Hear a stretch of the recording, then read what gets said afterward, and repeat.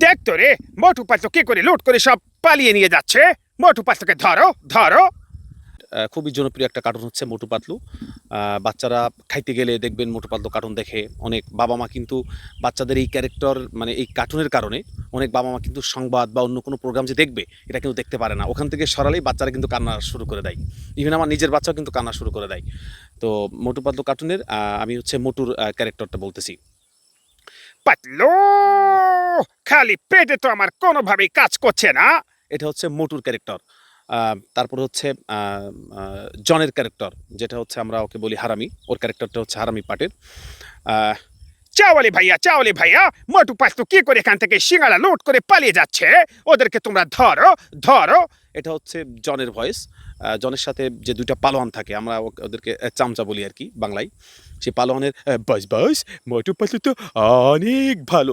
Number one, তুমি মোটুর প্রশংসা করছো। তুমি কি মোটু থেকে ঘুষ খেয়েছো নাকি বলো বলো। তোমাকে আমি কোনোভাবেই ছাড়বো না, ছাড়বো না। এটা হচ্ছে জন জনকে বেশি ফোকাস করা হয়।